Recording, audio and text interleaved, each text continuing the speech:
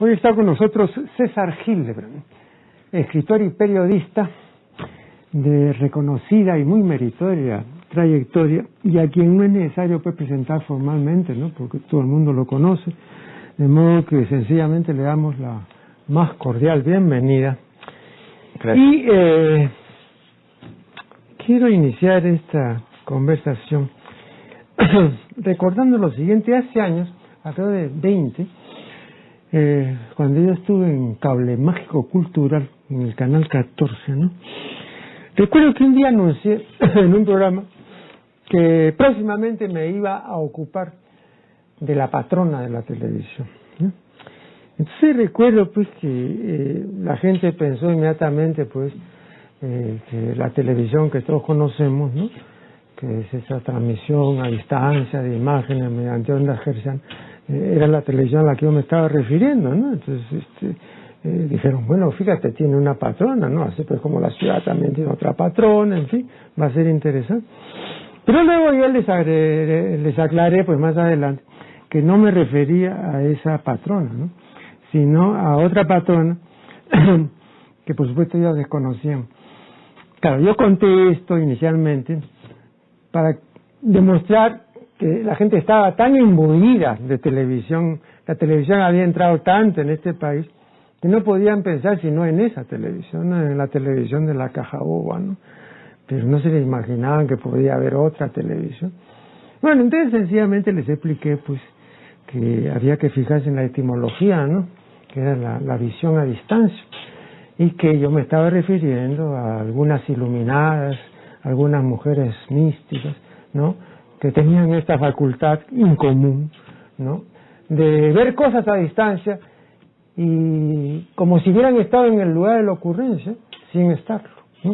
O sea, podían pues estar a miles de kilómetros y sin embargo después referían exactamente lo que había pasado, pero no habían estado ahí, ¿no? Entonces habían televisado los acontecimientos, ¿no? Bueno, entonces claro, yo conté esto porque dije, ahora solamente la televisión en la que todo el mundo piensa es la televisión pues que todos conocemos. Yo creo que la televisión aquí, después me dirás qué opinas, tiene la gran facilidad de estar en la casa, cosa que no tuvo el cine nunca, porque había que ir a un local. Pero en la casa tenías la televisión ahí, inicialmente tú recuerdas pues estaba en el comedor la televisión, entonces ya para comenzar interrumpió la sobremesa o la anuló, ¿no? Y luego, bueno, se mudó de lugar, estuvo en el hall, en la sala de recibo, en fin. Llegó al baño, creo. Claro. Para ser coherente. Para ser coherente. Pero esta ya presencia del televidente, de lo que Sartori llama pues el homo videns, en realidad es el homo televidens, ¿no?, fue cada vez más creciente, entonces sencillamente pues se posesionó ya de esta intimidad hogareña y la desplazó completamente, ¿no? Creo que toda nueva innovación tiene una serie también de inconvenientes, no solamente son conveniencias las que trae, ¿no? Última vez que estuve acá el filósofo y el científico Mario Bunge, en una conversación muy breve que tuve con él, él insistía en eso, ¿no? Es decir, por ejemplo, todos los males que también ha traído la computadora, ¿no? No solamente son bienes, pues, ¿no? Entonces recuerdo que dio una conferencia sobre eso, sobre la computación, y entonces enumeró pues los inconvenientes también de eso. Él decía, ¿no?, imagínense ustedes, para mí, viéndolo con ojos científicos, este mono desnudo que es el hombre, ¿no?, que es una cuestión pues completamente primitiva, está frente al invento más extraordinario del siglo XX. Entonces es absolutamente incongruente que este hombre primitivo esté frente a ese invento, ¿no? Pero es así, pues le decía yo, bueno, no hay nada que hacer, pues. Entonces, la primera cuestión que quiero poner sobre el tapete es cuáles son las consecuencias o qué repercusiones de esto desde el advenimiento de la televisión entre nosotros, poco más o menos, si no estoy mal informado, en el año 58, me parece que ya... La comercial, la 57 fue la nacional, justamente claro, con este canal. Claro. ¿Cuáles han sido las consecuencias de esa propagación? A nivel educativo y cultural, con el paso del tiempo, devastadoras. Se ha empobrecido la comunicación, se ha empobrecido la masa crítica de inteligencia en el Perú, se ha reducido considerablemente por muchas causas, pero una causa sin lugar a dudas es la televisión y los paradigmas que vende, que produce, que recrea. Y además hay un proceso de decadencia en los últimos 15 años o 20 años de la televisión comercial. Los contenidos son cada día menos exigentes, más brutales y más tendientes a la barbarización de la especie, ¿no? O sea, si la televisión gobernara, nosotros tendríamos que estar en calzoncillos en este set y con un par de garrotes, por si acaso, si la televisión realmente pudiese ejercer la dictadura que quisiera. Yo la veo mal. Yo he estado en la televisión mucho tiempo y nunca la he visto peor, la televisión comercial, que hoy. Nunca. Nunca más bruta, nunca más ignorante, nunca más sin horizontes, nunca más sin audacia, ¿no? Alguna. Ahora, dicen que hacen lo que le gusta a la gente, pero el círculo es vicioso, pues. Si la gente no tiene otros menúes, si la gente no tiene otras alternativas, pues hombre, escoge. Pero sí es cierto que si la televisión está así es porque hay una democracia de tumulto, ¿no? De muchedumbre, en algunos casos de oclocracia. Sí, ¿por qué no? Esa gente produce también esa televisión. La pregunta es, ¿el Perú se merece otra televisión? No puedo responder eso, porque no me atrevería. No sé si tú tienes la respuesta. Pero... Bueno, pero una vez yo recuerdo, cuando estaba en Cable Mágico Cultural, la televisión comenzó a admitir a los llamados cómicos ambulantes, ¿no? Y una de las personas del canal estaba horrorizada frente a esa admisión, ¿no? Y yo defendía a los cómicos ambulantes, porque dije, bueno, ¿y qué más quieren ellos? Si los traen, los llaman. Ellos no han venido aquí, han tocado la puerta. Entonces, han visto la coyuntura, pero los directivos del canal, no los cómicos ambulantes, porque ellos no podrían imponer nada. Y entonces han dicho, bueno, esto es lo que necesitamos, este tipo, digamos, de contenido, entre comillas, eso es lo que necesitamos. Exacto. Entonces, el asunto... Porque es un asunto de rating, Marco Aurelio. Este programa, que es muy bueno, que es magnífico, acepté porque rechazo muchas invitaciones y acepté esta porque es este programa. Pero este programa, pues, en términos de rating, es poco significativo. Sí. Y eso es todo un síntoma. Eso es todo un test del Perú, ¿no? Y yo he estado en la televisión comercial y te puedo decir que el gran problema precisamente es la presión publicitaria, el rating, la dictadura del rating. En realidad, la televisión es un montón de espacios que lo que venden es la publicidad. La protagonista es la publicidad, los intervalos son los espacios. ¿Con qué los llenas? Con aquello que puede precisamente producir atractivo, magnetismo, estupor, sobre todo, lo último, ¿no? Y eso se ha ido degradando a un punto tal en que ya no es suficiente la violencia ni la muerte, sino el detalle de la muerte, una especie de pornografía de la muerte, ¿no? De qué tamaño era la herida, por dónde salió la bala, qué orificio es, cuántos fueron, etcétera, etcétera. Y no sé a dónde vamos a llegar, porque esto no tiene límites, evidentemente, y como no hay capacidad autocrítica alguna, el horizonte es infinito para esto. Claro, pero ahí viene el asunto que ya otra vez se ha debatido, de la autorregulación, ¿no? Claro, yo aquí, y más de una vez, conversando con Fernando Vivas, que defiende la autorregulación, él me decía que era la única salida, ¿no?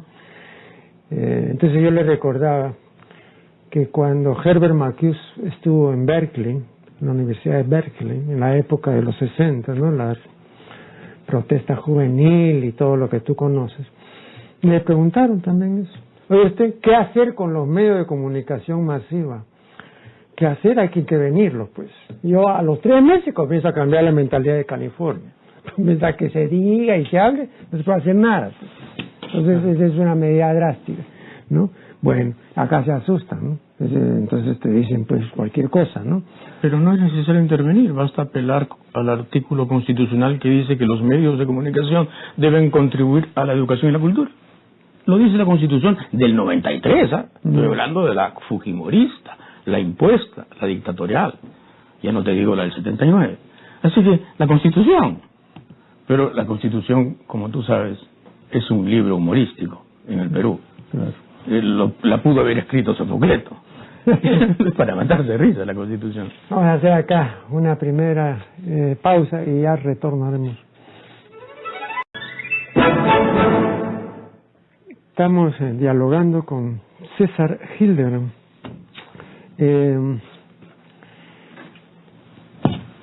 Este televidente que ahora se dice víctima o dicen que es víctima de una serie de males ocasionados por la televisión, es un resultado de una televisión que adviene a mediados de la década de 1980 o un poco más adelante, pero no muy adelante, ¿no?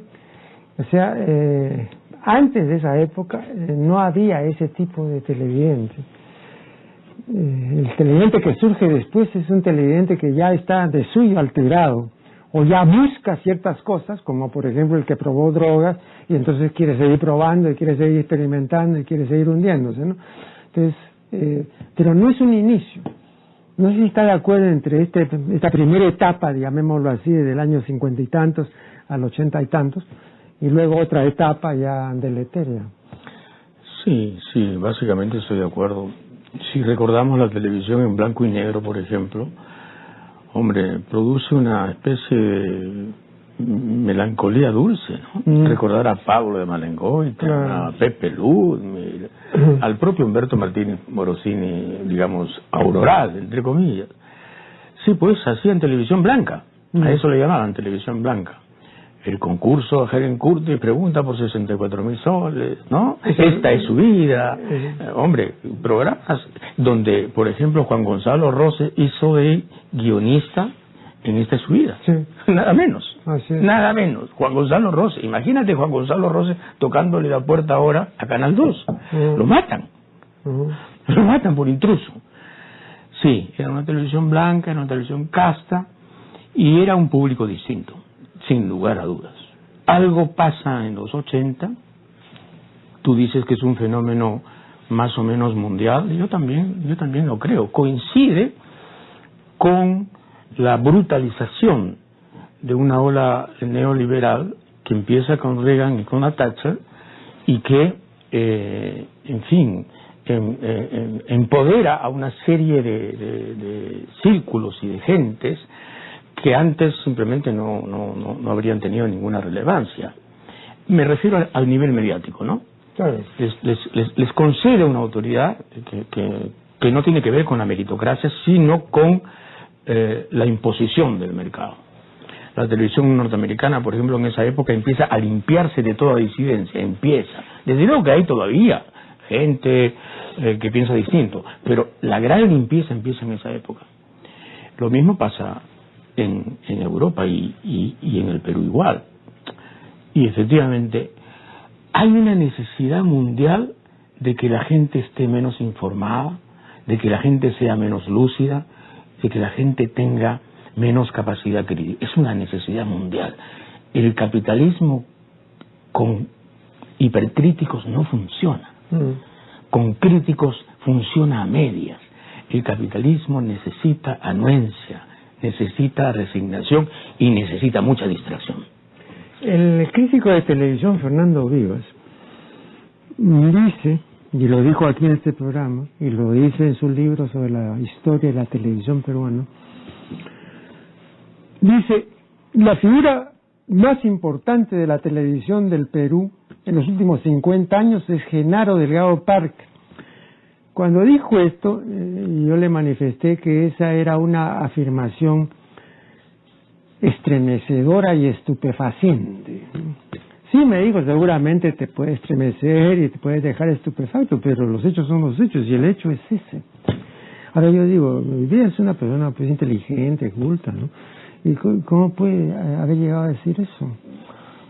Bueno, es su derecho opinar como opina, pero no puedes dejar de pensar que Fernando Vivas es un funcionario muy importante del Diario del Comercio, un escritor, editorialista, columnista, reportero, en fin, casi multioficios en el Diario del Comercio, que es propietario del canal comercial más importante, que es América Televisión. Entonces ahí hay también una filtración de intereses, ¿no? En su discurso un poco contaminado hay una filtración de intereses, sin lugar a dudas.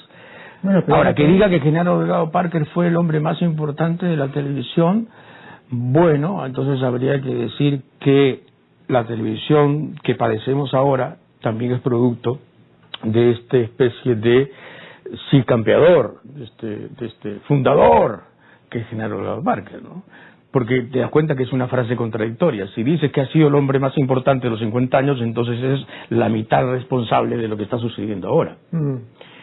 Porque claro, el legado del señor Delgado Parker, entre otras cosas, es Risas y Salsas, que fue el programa que hizo del humor la pacotilla que es ahora en la televisión. La gran hazaña de Genaro fue que durante 20 años tuvo el programa de más alto rating con el menor costo posible, que se llamaba Risas y Salsas. Pero claro, el asesinato de Chaplin estaba implícito en ese humor, ¿no? El asesinato de toda ironía, de toda fineza y de todo humorismo real estaba implícito en ese programa.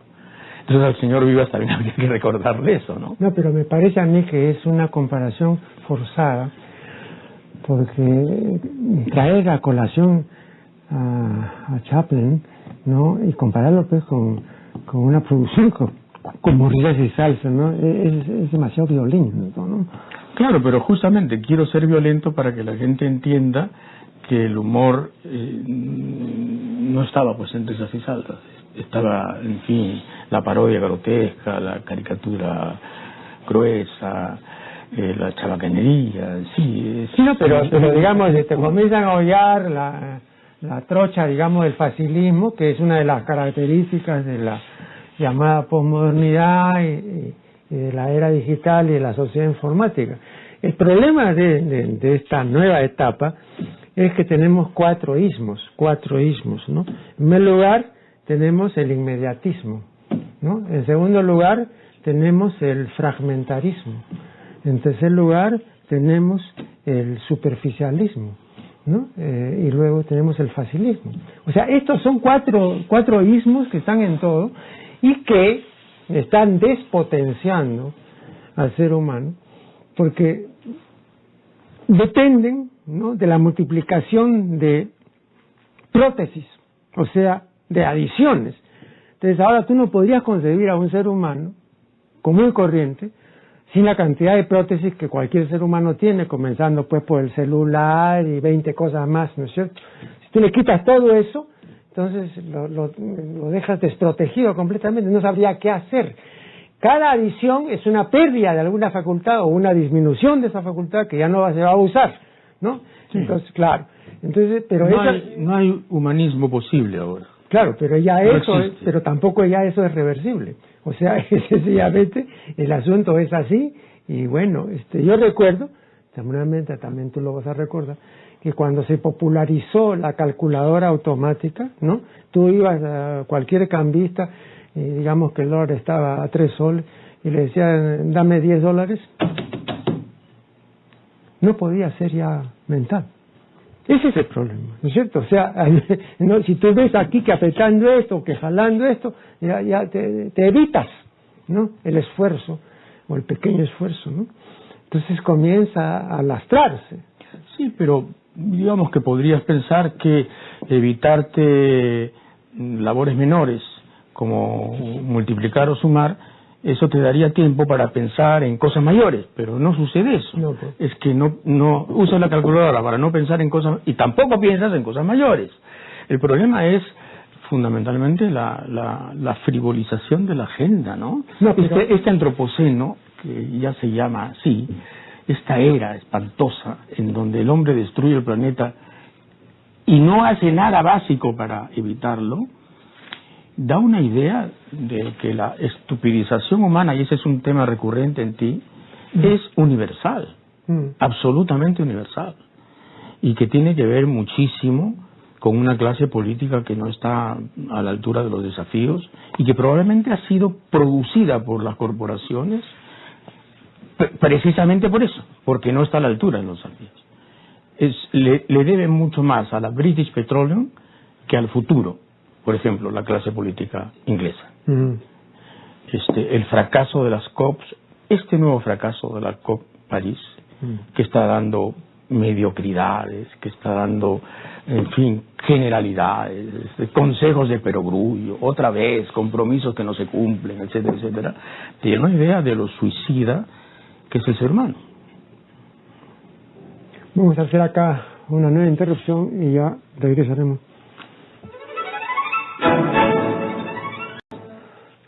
Seguimos dialogando con César Hildebrand. Yo he sostenido en más de un artículo, ¿no?, que con la sociedad informática y con la era digital advienen 4 ismos, ¿no?, que son, los 4 son peligrosísimos, ¿no? El inmediatismo, el fragmentarismo, el facilismo y el superficialismo, ¿no? Entonces ahora hay toda una delegación de capacidades y de facultades que ya no hay que hacer porque están los aparatos y los adminículos que hacen lo que ya la gente no quiere hacer o que ya no puede hacer o que no quiere aprender a hacer, etcétera, ¿no? Ahora, me parece ilusorio querer revertir esta tendencia, ¿no? Pero visto así, desde el punto de vista puramente intelectual y objetivo, ¿qué se podría hacer si es que se puede hacer algo? Pero ¿tú no crees que eso que estás describiendo es parte de una política global trazada premeditadamente para que precisamente la gente no se ocupe de lo importante? Bueno, pero eso supondría que hay ahí un genio maléfico. No. Puede haber perfectamente una concertación de intereses en la aldea global. Esto es muchísimo más factible que antes, ¿no? Antes. No, pero para eso necesitas una persona inteligente. Pues pero es que hay, evidentemente, en Chicago se han creado políticas que después Kissinger ejecuta y los think tanks de los conservadores han sido a nivel universitario primero importantísimos y luego a nivel de implementación política decisivos en Estados Unidos y en América Latina como consecuencia. Yo sí creo que hay no una conspiración diabólica, pero sí una concertación muy armónica, casi musical, de intereses mundiales para que la gente sea lo que tú describes, la gente de los pulgares móviles, la gente que va a llegar a ser simplemente pulgares, sus pulgares. Yo he visto escenas espantosas, ¿no? 2 novios en un restaurante, cada uno ejerciendo sus pulgares sobre determinadas teclas de sus respectivos y sendos teléfonos inteligentes, donde lo único inteligente ahí era el teléfono, evidentemente. Claro. Media hora cada uno en su soledad tecnológica, en sí mismo, en su nadería, evidentemente. Y eso te dice mucho, pero claro, la pregunta es, ¿a quién le interesa tanto eso? ¿Por qué se fomenta tanto eso? ¿Por qué si no tienes un smartphone estás fuera de la competencia? ¿Por qué te exigen tanto eso? ¿Por qué te acosan tanto? Hay un interés, pues, Marco Aurelio. El asunto es que tú a veces piensas de modo tan abstracto, tan sólidamente abstracto y tan elocuentemente abstracto, que te olvidas que hay un contexto social y político. Hay intereses de por medio. Esto no es gratis. Este mundo que vivimos, de espaldas a lo verde, este mundo donde estamos por exterminar especies valiosísimas, este mundo que va a terminar en la quinta gran extinción del planeta Tierra, que tiene 4.600 millones de años, no es gratis. Lo han inventado. Lo han inventado las grandes corporaciones, los grandes intereses, que son los que dominan todo. Todo. Nosotros, que somos una minúscula sucursal aquí en Perú, una mota de poca relevancia, también estamos sujetos al dominio de 4 bancos, 3 financieras y 5 grandes firmas, que son las que controlan todo. Son los chicos de la calle, pues, los que invitan a Acuña para hacerlo de los suyos. No vaya a ser que salga por la libre el señor Acuña. Y yo sí creo que hay explicaciones sociales, y por lo tanto yo sí tengo esperanzas de que esto pueda cambiar. Va a ser archidifícil, por supuesto. De pronto no va a ser... ¿Pero sobre qué base tiene estas esperanzas? Bueno, cuando yo escucho, por ejemplo, a Pablo Iglesias, como lo escuché anoche en un debate televisivo para las elecciones españolas en Canal 3 o Canal 6 de Madrid, cuando escucho a un tipo como ese, digo, hay esperanzas. Porque Pablo Iglesias es un tipo que precisamente ha reunido la indignación de su generación, que ha podido tener información suficiente para construir una plataforma de cambio verosímil y te lo ofrece. Entonces ya depende de ti si la escoges o no. Si escoges el continuismo, la inercia, la agonía, o escoges el cambio. Pero por lo menos se abren posibilidades en algunas partes del mundo que nos dicen, hombre, esto no es inexorable. El libreto no tiene que ser uno solo. Hay posibilidades de desentonar, de desafinar. Tienes razón tú en decir que esto es muy difícil, que en algunos casos ya es irreversible. Lo que le hemos hecho al planeta ya es irreversible. El planeta va a aumentar su temperatura en 2 o 3 grados. Eso ya es irreversible. El asunto es que no llegue a 6. Ahora, yo recuerdo que cuando leí hace muchos años el libro de Karl Menninger, ilustre psiquiatra, titulado El hombre contra sí mismo, vi la declaración perfectamente fundada de que la mitad de la destrucción que hay en el hombre y en el planeta es autodestrucción, ¿no? Y que es un error pensar de que solamente nos destruimos los unos a los otros. No, también nos Entonces toda la obra de Menninger es una explicación o un intento de explicación, ¿no?, acerca de esta autodestrucción. Entonces, en el comportamiento actual del Homo videns, ¿no?, hay también un proceso autodestructivo. O sea, no solamente estamos destruyendo nuestro hábitat, estamos destruyendo el planeta y estamos embarcados en una serie de correrías demenciales, sino también que nos vamos destruyendo. Y no hay ninguna especie que destruya su hábitat y que se destruya, que yo sepa, por lo menos ninguna especie importante, ¿no?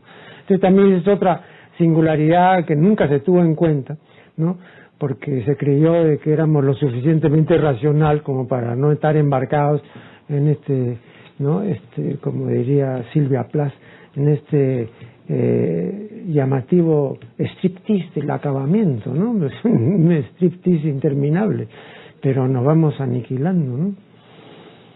Sí, pero si lo consideramos eso como un destino inflexible, la otra alternativa es el suicidio, que siempre será el gran problema. Bueno, eso decía Camus, pues es el único problema importante de la filosofía. El único problema de la filosofía es el suicidio, ¿no? El verdadero problema. Claro. Pero yo soy un lector asiduo de Émile Cioran, que es también una de tus lecturas seguramente. Claro, ¿no? claro. Este rumano genial.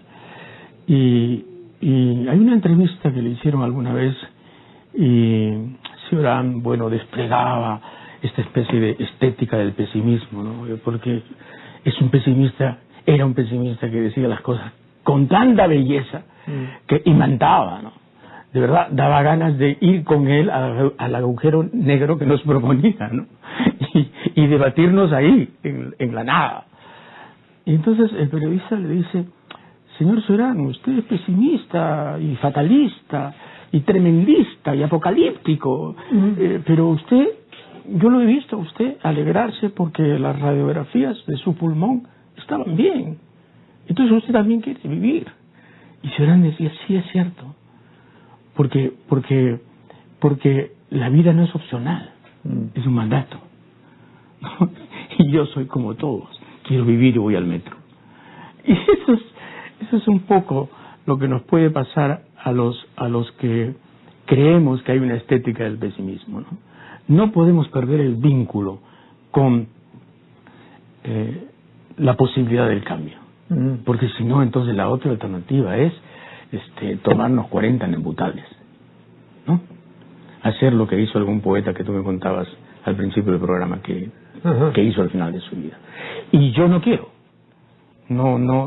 Pero para eso tienes que tener una luz. Estaba citando hace un momento a Bradbury y recuerdo una cita muy interesante y que la digo brevemente, ¿no? Dice Bradbury: todas las mañanas cuando me levanto piso una mina. Esa mina soy yo. Después el resto del día me dedico a recoger los pedazos. Bueno, ese tipo de lucidez, ¿sí? ¿no? De un proceso de autodestrucción, pero con la plena percatación de que es así. O sea, no haya posibilidad de engaño ni nada, ¿no? Claro. Y luego esta cita otra que Pero fíjate que Bradbury escribió preciosos libros, sí, ¿verdad? No es que pisó la mina y ahí terminó, hecho pedazos, ¿no? Troceado casi por sí mismo. No. Escribió Fahrenheit 451, que es una de las mejores cosas que he leído en mi vida. Escribió Cuentos marcianos. Escribió maravillas. Hombre, es el fundador de todo un género. Ahora también yo quería citar en este contexto a Jean-Paul Sartre, ¿no? Que tiene una frase que a mí me gusta citar porque tiene miga y substancia y es muy breve. Dice: tal vez podamos curarnos de una neurosis, pero no podemos curarnos de nosotros mismos. Yo creo que es así. Bueno, vamos acá a hacer una nueva interrupción y ya volveremos.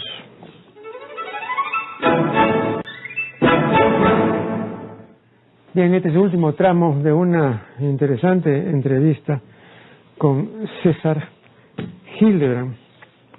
Bueno, no voy a pedir a nuestro ilustre invitado, ya no diré pues recetas, ni siquiera paliativos para esta comprobación de una realidad televisiva devastadora y animalizante, ¿no?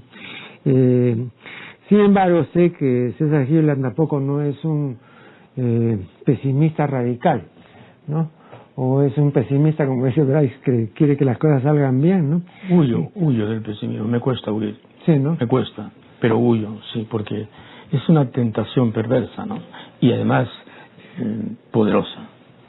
Pero en este caso, poderosa. Concretamente, tal como están las cosas en los medios, casi es una obligación ser pesimista, porque tampoco tendría que en mucho sentido, digamos, forjarse ilusiones. No, desde luego, desde luego. El diagnóstico es malo. Ahora, el pronóstico dependerá. El pronóstico en el plazo inmediato es malo también. Con la clase política que tenemos, con la abolición virtual de los partidos políticos, convertidos en maquinarias electorales o en improvisaciones caudillescas de opereta, ¿no? ¿Te imaginas, no? Los caudillos de ahora frente a los caudillos de antes. Claro. Entonces, sí, el pronóstico inmediato, pero yo creo que va a haber pues una reacción, yo creo. Si tú me dices, ¿y en qué te basas? De la juventud. De la próxima juventud. Esta juventud me parece que está demasiado impregnada de todo aquello que tú dices, ¿no? Sí. La frivolidad, los sismos que a ti te gusta ya, enumerar. pero ¿cómo vas a desimpregnar a la siguiente, no? Porque se supone que habrá que tomar una medida para que no se contamine. Bueno, hay medidas, pues, por ejemplo, la reforma electoral es importante, ¿no? Obligar a los partidos a que sean partidos partidos programáticos, que tengan requisitos, digamos, académicos, intelectuales, no solamente de bases ni de comités, sino de programas. Que nos insertemos de un modo más inteligente en el mundo, que no tengamos esta autosuficiencia imbécil de creernos un país privilegiado cuando somos un país de mediana categoría para abajo, o sea, nuestra educación está en el suelo, nuestro nivel cultural es crítico, etcétera, etcétera, y sin embargo tú sientes que el peruano tiene una especie de optimismo irracional respecto de sí mismo y respecto del país. Esto, yo sé, es difícil que cambie, pero tiene que cambiar. Mira, yo tengo muchísimos años en el periodismo, como tú sabes, y lo que siento es un tiempo circular. Nunca he sentido el tiempo lineal de la teoría del progreso. ¿Pero no llegas al eterno retorno? Sí, siento el tiempo circular. O sea, las frustraciones de ahora son las de ayer. Las pérdidas de ahora, las pérdidas de oportunidades son las mismas de ayer. Es decir, hay una constante en el Perú que es justamente el despilfarro de las oportunidades. Y lo que sí veo es que la clase política se ha empobrecido y está en su mínima expresión, ¿no? Está en mínimos. No he visto, de lo que yo sé, de lo que he leído de la historia del Perú, no he visto una clase política tan paupérrima, tan indigente intelectualmente hablando como la que tenemos ahora, ¿no? Se vio en la CADE última, ¿no? Discursos penosos, un demagogo profesional casi andaluz, con perdón de los andaluces, hablando flores y prometiendo maravillas y voluntarismos imposibles. Ese fue el más aplaudido. Ya no hablemos de Acuña, ¿no? Ya no hablemos de Toledo, ya no hablemos de la señora Keiko, que paporretea todo aquello que puede limpiar su imagen respecto del papi que en realidad encarna. Entonces, claro, por ahora estamos fritos. Pero para decirlo en resumen, por ahora estamos fritos. Pero Bernard Shaw dijo, hablando de la democracia, que la democracia era el sistema que permite equivocarse libremente. Entonces aquí el sistema permite eso, ¿no? Entonces sencillamente los votantes no deciden su voto por el contenido del discurso, ni si fue reiterativo y se dijo una serie de trivialidades. Eso no decide el voto, ¿no? Sino cosas completamente ajenas, ¿no? Acá me gusta porque es muy simpático, o esta señora sí porque parece que es trabajador, etcétera. Cosas que están completamente fuera al margen de la ideología, ¿no? Completamente cosas así de la vida diaria. Claro, pero digamos, cuando hay algunos paréntesis anómalos, por ejemplo, en el caso de la última elección, ¿no? Cuando se presentó un candidato y dijo, yo quiero cambiar esto y esto y esto y esto y esto, y esto se va a convertir en la gran transformación, y después le dijeron, no, de ninguna manera, así no votamos por ti. Entonces, muy bien, voy a ceder en esto, pero quiero este núcleo duro de transformaciones y esta es mi hoja de ruta. Innegociable. Bueno, ¿qué pasó? Lo secuestraron, lo tomaron, lo cooptaron, lo castraron y lo convirtieron en un presidente funcional a los grandes intereses. Entonces, ni siquiera es que a veces la gente vota por determinados mensajes, porque aquí el crónico ganador, el sempiterno ganador, el eterno ganador es el orden establecido. El mariscal Benavides sigue mandando acá, evidentemente. Y eso es lo que hay que romper. La democracia, efectivamente, en muchos países es un espejismo quinquenal, en donde nos hacemos la ilusión de que votamos. Al final de cuentas, no importa por quién votes, al final gana quien pone el dinero, a quien le debes, ¿no? Pero también hay otro argumento relacionado con las características de nuestra especie. Y por esas características es muy difícil que la democracia triunfe, no acá, en cualquier parte. ¿A qué me refiero? Nuestra especie es jerárquica y territorial. Bueno, toda especie jerárquica y territorial no es igualitaria. La democracia es igualitaria. Entonces es imposible que, digamos, en una especie que es... Lo único que le es normal a nuestra especie, desde el punto de vista evolutivo, es mandar o someterse. Pero sentirse igual a los demás, o decir todos vamos a ser hermanos, eso puede hacerlo, ¿no? Pero demanda tal esfuerzo, y el ser humano ha tenido tanta repugnancia siempre a esforzarse y a responsabilizarse, que entonces prefiere lo otro, ¿no? Entonces recuerdo... Claro, ese fue el sueño del socialismo real, ¿no? Claro. Y mira en qué terminó. Claro. La igualdad convertida en una ploma dictadura de unos cuantos. Sí, pues, pero de lo otro también salimos a un callejón sin salida. No, mejor eso nos quedamos ahí, porque yo no veo cómo así, mientras que haya esto que tú has indicado con... Solo algo nos puede salvar al final, Marco Aurelio, y es que la extinción va a producir, no en esta generación ni en la próxima, en 100 años, tal nivel de terror que es posible que ocurra una suerte de transformación sometida al miedo, que es probablemente la única transformación factible en nuestra especie, ¿no? Al final fue Robespierre el que impuso los derechos humanos, el terror fue el que creó los derechos humanos de los que ahora hablamos, ¿no? En la Europa democrática. Bueno, pero fue el terror, fue la guillotina.